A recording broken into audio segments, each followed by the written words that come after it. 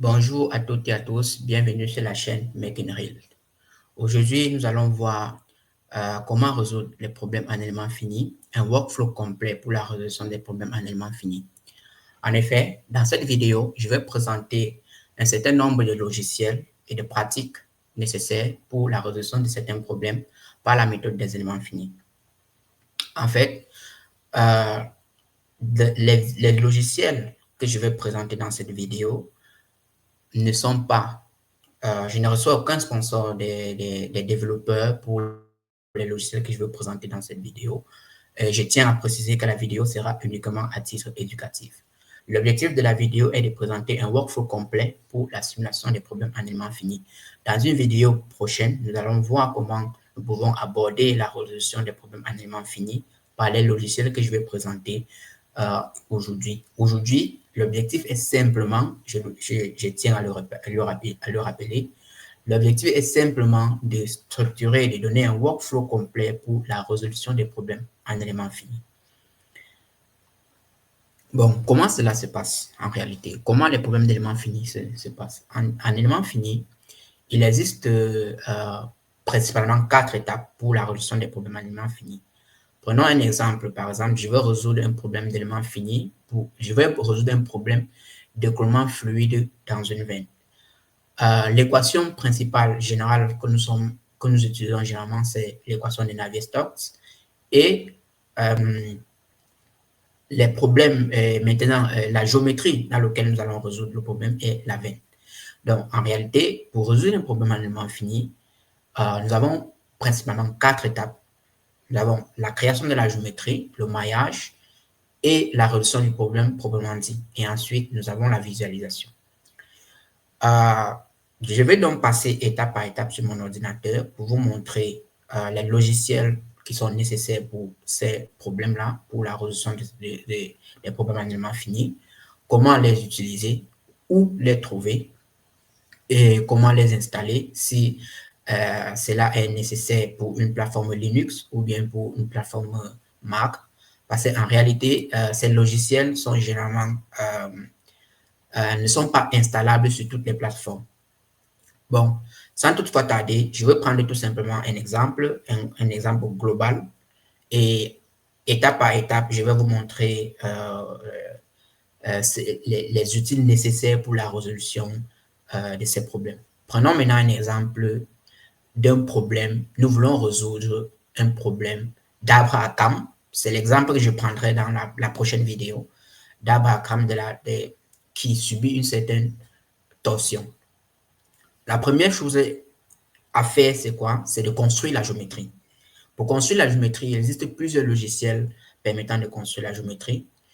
Aujourd'hui, je vais présenter uniquement un logiciel qui est principalement un logiciel de CAO et de DAO, utile pour la construction de la géométrie, qui est FreeCAD. Et c'est un logiciel libre de droit, donc disponible sur Internet et téléchargeable à volonté. Bon, sans toutefois tarder, je vais passer à mon ordinateur et vous présenter où vous pouvez télécharger le logiciel FreeCAD. Pour cela,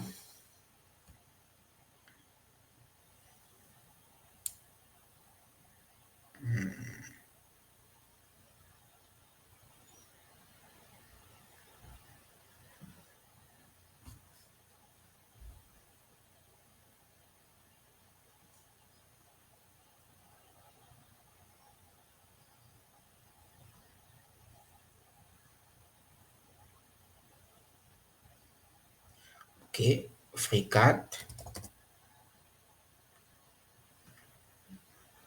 ainsi comme s'écrit, comme il est écrit ici. Et vous entrez dans le premier lien.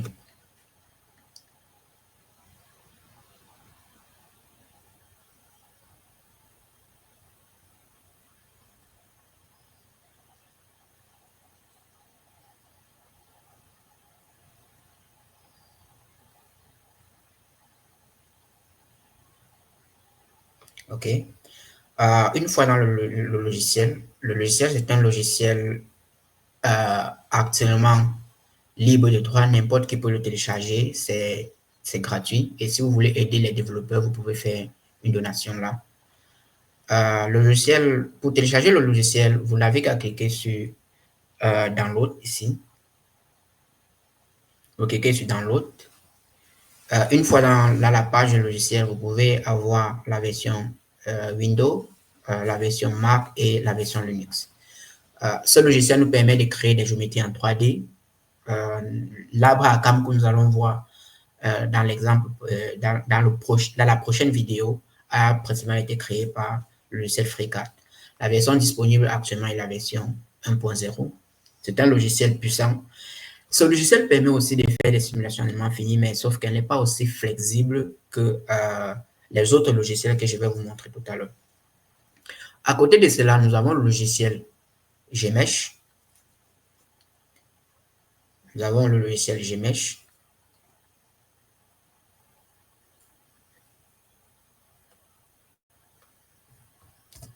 GMesh. Et vous entrez dans le premier lien. GMesh est un logiciel qui nous permet de faire des géométries. En réalité, GMesh est un logiciel, si vous voulez prototyper un exemple des problèmes éléments finis dans une géométrie 2D, GMesh est justement ce qu'il vous faut, car c'est plus facile à prototyper un exemple que d'aller peut-être dessiner toute une géométrie dans un logiciel comme FreeCAD.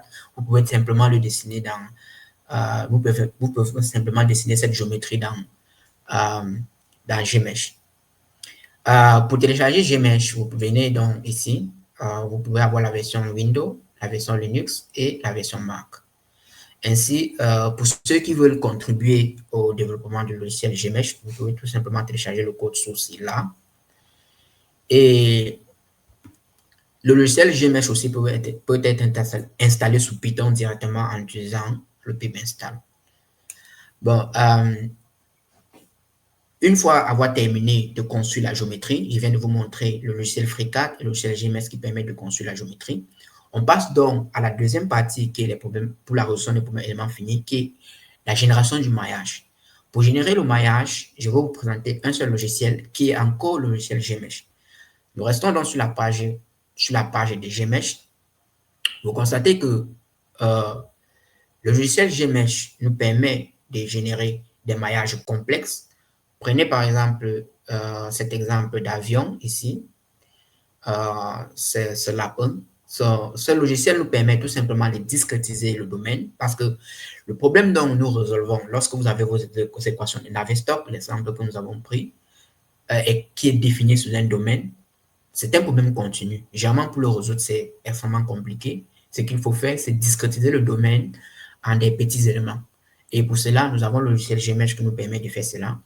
À titre d'exemple, c'est ce que probablement l'exemple que nous allons voir dans la prochaine vidéo. Je vais vous montrer une géométrie que j'ai discrétisée avec GMesh.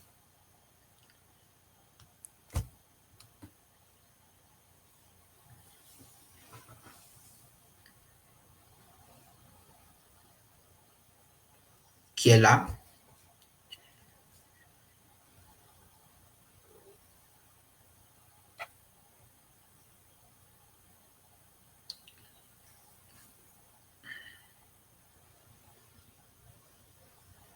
Ok, bon, voici la géométrie qui a été discrétisée avec GMesh. Vous pouvez voir, ça c'est une géométrie de l'Abraham. Nous allons voir cet exemple prochainement dans une autre vidéo. GMesh nous donne des possibilités de pouvoir générer des maillages très complexes et aussi très sûrs pour les problèmes en éléments finis.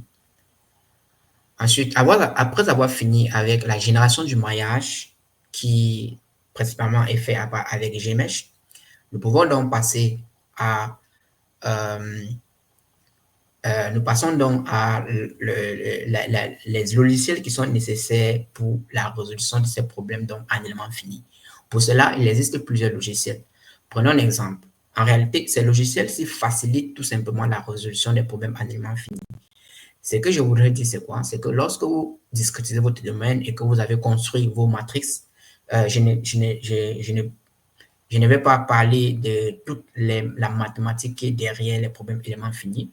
Lorsque vous avez terminé de construire votre résiduel, nous allons voir ce que c'est qu'un résiduel dans une prochaine vidéo. Lorsque vous avez terminé de construire votre résiduel, votre matrice de résidus, ainsi de suite, il y a des logiciels qui peuvent nous permettre de mettre cela en équation dans le code de manière très simple et aussi, lorsque vous regardez la structure du code, vous vous rendez compte que cela est très proche de la mathématique que vous avez développée pour la formulation de vos problèmes, de votre problème. Et aussi, ces logiciels ont beaucoup de packages qui sont généralement des packages pour inverser une matrice. Par exemple, lorsqu'on a une matrice que nous voulons utiliser une décomposition à LU ou bien que nous voulons utiliser un conjugate gradient, nous n'avons pas besoin de recréer le code du conjugate gradient. Nous pouvons tout simplement utiliser la méthode à partir des logiciels. Je vais vous présenter donc le premier logiciel qui est le logiciel Phoenix. Pour cela, pour télécharger Phoenix ou bien pour explorer la page de Phoenix, vous allez dans là, vous tapez tout simplement Phoenix Project, comme c'est écrit là. Et vous entrez donc dans le premier lien.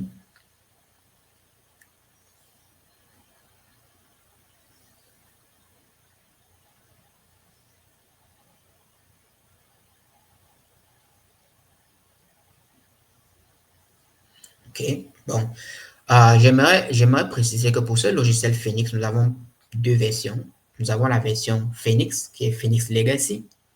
Cette version a été développée, je crois, de 2002 jusqu'en 2019. Et la version Phoenix X, qui a commencé de 2019 jusqu'à présent. Les deux versions sont toujours utilisées aujourd'hui dans la communauté. La version Phoenix X est plus, disons, une version améliorée de la version Phoenix, mais beaucoup de personnes continuent à utiliser Phoenix parce qu'ils sont déjà familiarisés avec l'environnement Phoenix. Le logiciel est complètement actif pour Python et C++, donc ce qui voudrait dire que nous pouvons utiliser Phoenix comme une bibliothèque Python ou bien une bibliothèque C++. Ou donc télécharger le logiciel, vous venez tout simplement là, vous avez le logiciel pour télécharger le logiciel, c'est là, la documentation c'est ici, le code source si vous voulez contribuer au développement de ce logiciel, c'est là, vous pouvez télécharger le code source. Ainsi, si vous voulez suivre Phoenix, vous pouvez aller sur LinkedIn. Donc, pour télécharger le logiciel, nous allons dans Download. Vous allez voir que la version de Phoenix qui est actuellement disponible, c'est la version Phoenix X, la version 0.9. Et ainsi, pour le télécharger, pour l'installer, j'aimerais faire une précision. La plupart de ces logiciels que je m'en vais vous présenter fonctionnent plus avec l'environnement Linux ou Mac. Avec l'environnement Windows, c'est un peu plus compliqué. Vous devrez au préalable installer un sous-système Linux qui n'est généralement pas quelque chose de facile. Ce que je recommande, c'est d'installer complètement un nouveau environnement Linux. Donc, lorsque vous avez installé votre environnement Linux ou Mac, c'est facile d'exploiter et d'utiliser ces logiciels. Vous pouvez tout simplement les installer en créant des environnements Conda, que nous allons voir plus tard comment faire, ou bien vous pouvez installer directement dans le système de votre machine en utilisant la commande sudo. Maintenant, pour la version Legacy, pour trouver la version Legacy, vous n'avez qu'à venir ici, dans cette version. En cliquant ici, vous entrez dans la version Legacy, ou vous pouvez aussi télécharger la version Legacy qui est là. Et de la même façon que j'ai expliqué tout à l'heure pour la version Phoenix X, vous pouvez aussi installer Phoenix de la même façon, c'est-à-dire vous pouvez créer un environnement et vous installez votre logiciel à l'intérieur, ou bien vous pouvez tout simplement l'installer dans le système de votre ordinateur en utilisant BAS, en utilisant la commande sudo. Bon, à côté de ce logiciel Phoenix, avant de quitter, je peux donner certains avantages de ce logiciel. Ce logiciel est un logiciel puissant qui permet de résoudre les problèmes multiphysiques. En réalité, l'une des capacités de ce logiciel est sa capacité à construire des problèmes complexes de manière assez simple. Donc, c'est-à-dire, Phoenix a un langage appelé les UFL qui permet de prototyper les problèmes assez complexes à un langage très proche de la mathématique, même que nous avons exploité au départ. Ainsi, nous allons revenir dessus, nous allons faire un exemple avec presque tous les logiciels que je vais présenter ici. Vous allez voir à quel point ces logiciels sont faciles. À côté de cela, nous avons un autre logiciel qui est le logiciel FreeFrame++, que je m'en vais vous présenter.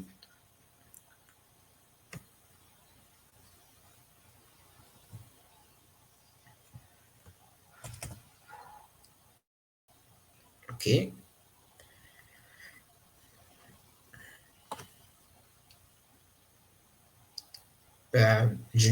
Lorsque vous entrez pour le logiciel FreeFrame++, il faut vous rassurer que la version que vous choisissez, c'est le freeframe++.org. Parce qu'aujourd'hui, il y a une autre version qui est .com, mais cette version n'est pas la version maintenue. La version est maintenue actuellement par les développeurs et la version FreeFrame++ qui est sur le site freeframe.org. Lorsque vous entrez dans le site, vous avez cette page ici. Vous avez la documentation, la communauté. Si vous voulez discuter avec les gens qui utilisent ce logiciel, vous pouvez aller dans la communauté. Le code source c'est présenté ici. Vous pouvez venir ici pour voir la galerie des problèmes qui ont été résolus avec FreeFrame++. Nous avons d'ailleurs même déjà une très belle vidéo d'un problème qui a été résolu avec FreeFrame++. Et FreeFrame++ est aussi un bon logiciel pour la résolution des problèmes multiphysique. Bon, j'aimerais préciser ici que pour ce logiciel FreeFrame++, il n'utilise pas de langage C++ ou Python, il a son langage propre à lui, donc, qui est un peu proche du C++, mais qui n'est pas vraiment du C++. Donc, ce qui veut dire que pour l'exploiter, vous devrez donc utiliser un éditeur de test. Ça peut être n'importe quel éditeur de test. Ça peut être Notepad++ ou bien tout simplement un éditeur test TXT, des TXT. Et nous allons voir comment exploiter ce logiciel plus tard. À côté de ce logiciel, nous avons un autre logiciel. Donc, pour le télécharger, vous venez tout simplement ici sur Download. Dans Download, vous allez voir la version Windows, Mac et Linux. Pour ce logiciel, principalement, vous n'avez pas besoin d'installer une version, un sous-système Windows, un sous-système Linux, ou bien vous n'avez pas besoin d'avoir un système Mac, car ce logiciel fonctionne très bien sur Windows. Donc, vous pouvez télécharger le point .exe ici, et ainsi de suite. Vous pouvez télécharger le point .deb qui est pour Windows, qui est pour Linux, et le Silicon C qui est pour le Mac. Et j'aimerais préciser encore un truc supplémentaire, c'est que ce logiciel, comme la plupart des logiciels que je présente, n'ont pas d'interface graphique. Donc, ce sont des logiciels, lorsque l'on les installe, ils partent dans le système de l'ordinateur. Mais pour les appeler, nous avons des commandes précises qu'on utilise pour les appeler dans le terminal. Donc, le prochain logiciel que je m'en vais vous présenter, c'est le logiciel GetFem. C'est un logiciel aussi très puissant pour la résolution des problèmes à éléments finis. La particularité de ce logiciel est qu'il nous permet de prototyper et de résoudre des problèmes de mécanique de contact, de mécanique des milieux continus assez complexes. C'est ce logiciel. Pour ce logiciel, il fonctionne en C++, Python et ainsi que MATLAB. Donc, si vous êtes familier avec MATLAB ou bien C++ ou bien ou encore Python, ce logiciel est fait pour vous. Donc, pour le télécharger, vous venez tout simplement sur Download and Install. Et dans le logiciel, et sur cette page, vous allez voir, vous pouvez télécharger la version Linux, là, la version Mac et la version Windows. Bon, pour ce logiciel, nous avons il y a des prérequis qu'il faut installer avant de l'installer. Plus tard, nous allons voir si beaucoup de personnes sont plus intéressées par ce logiciel. Nous allons voir comment l'installer et comment l'exploiter. Bon, une fois terminé avec les logiciels des simulations, qui sont les logiciels qui nous permettent de résoudre effectivement ces problèmes, Maintenant, l'objectif est de comment donc, où est-ce qu'on code donc ces logiciels, où est-ce qu'on écrit donc ces codes-là. Parce que bon, comme j'expliquais tout à l'heure, ces logiciels n'ont pas d'interface graphique. Pour cela, il y a un logiciel qui existe qui s'appelle Visual Studio Code. Ce logiciel est un logiciel très puissant qui permet effectivement de coder, et c'est un logiciel c'est Visual Studio Code. Donc, lorsque vous arrivez dans le Visual Studio Code, vous pouvez télécharger, c'est un logiciel de Windows, je crois bien, si je ne me trompe pas. C'est un logiciel de Windows, donc vous pouvez télécharger la version Windows. Il y a aussi la possibilité de télécharger la version Linux. C'est un logiciel qui nous permet effectivement d'écrire des codes, d'utiliser un éditeur de texte comme Notepad++.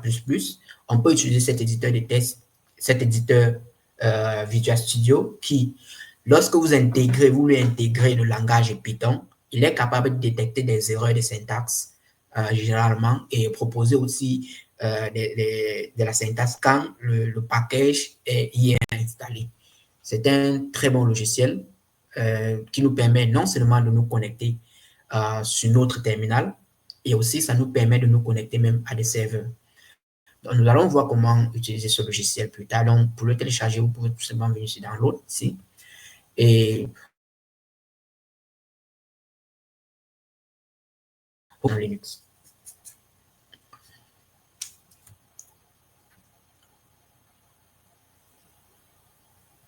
OK. Donc, une fois arrivé sur la page, vous observez, nous avons la version Windows, la version Linux et la version Mac. Donc, une fois téléchargé, l'installation est simple. Pour ce logiciel, l'installation est assez simple, pas très complexe. Nous allons voir comment les exploiter plus tard. Maintenant, après avoir construit votre géométrie, comme nous avons dit plus tard, vous avez maillé avec le logiciel Gmesh, vous avez résolu votre problème avec soit Phoenix, soit FreeFrame++ ou bien GetFrame. Maintenant, il faut visualiser le résultat.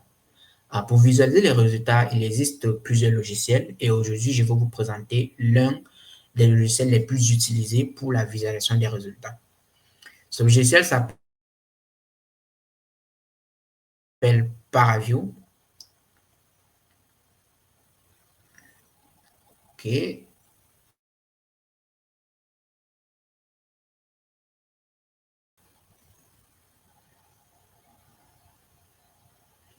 Ce logiciel s'appelle Paraview.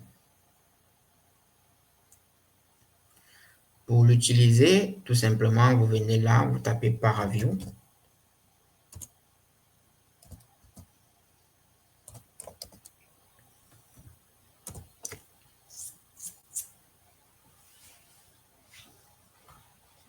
Et vous entrez dans le premier lien.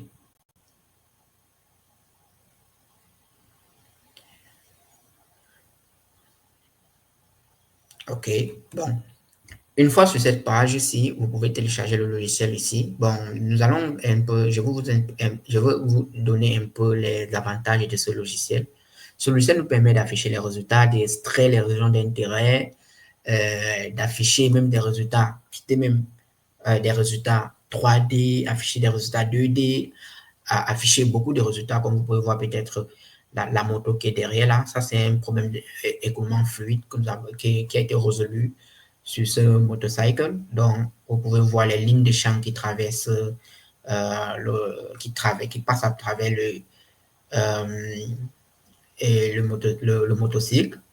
Donc, le logiciel est particulièrement puissant pour afficher les résultats. Donc, lorsque vous pouvez regarder dans leur galerie comment le logiciel est très pratique pour l'affichage des résultats. Vous pouvez regarder cette belle image qui montre le feu et la fumée.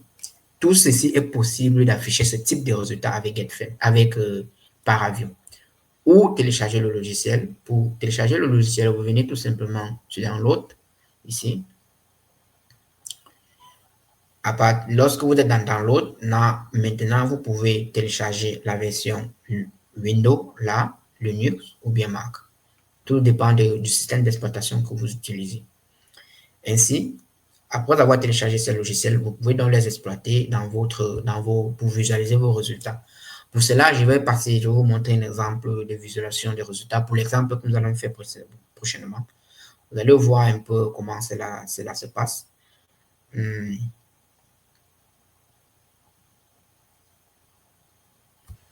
OK, bon, vous pouvez observer dans le résultat-ci, qui est dans Paraview. Donc, ici, là, Paraview nous permet donc de visualiser les résultats, comme vous pouvez l'observer ici. Cela a un peu pris du temps pour afficher, je ne sais pas pourquoi, mais à partir d'ici, on peut observer le résultat, on peut même faire des animations, extraire des jolies vidéos qui montrent les simulations de vos phénomènes et les exploiter plus tard pour et les exploiter plus tard pour peut-être les conférences et ainsi de suite. Nous sommes parvenus à la conclusion de cette vidéo. C'est pour faire tout simplement un récapitulatif. Lorsqu'on veut résoudre un problème en élément fini, nous avons pratiquement 4 étapes. La première étape est de construire la géométrie. La deuxième étape est de mailler. La troisième étape est de résoudre le problème proprement dit, c'est-à-dire construire votre schéma numérique et de résoudre grâce au logiciel que j'ai présenté. Et la dernière étape est de visualiser les résultats. Pour cela, la première étape consiste à construire la géométrie. J'ai parlé du logiciel FreeCAD. La deuxième étape, discrétiser le maillage. J'ai parlé faire le maillage, c'est-à-dire discrétiser le domaine. J'ai parlé du logiciel GMesh. Pour la résolution du problème, j'ai parlé du logiciel Phoenix, Freehand++ et GetFed. Maintenant, pour mettre tout cela en code, c'est-à-dire pour coder tout cela, et le logiciel Visual Studio Code est actuellement l'un des meilleurs logiciels. Et à la fin, pour visualiser les résultats, vous pouvez tout simplement utiliser Paraview, que nous avons aussi vu. Bon, si vous avez aimé la vidéo, n'hésitez pas à vous abonner et cliquer sur la cloche de notification, partager. Et on se revoit dans une prochaine vidéo pour un exemple concret qui explique exactement comment est-ce qu'on exploite ces logiciels et comment est-ce qu'on les met ensemble. Merci.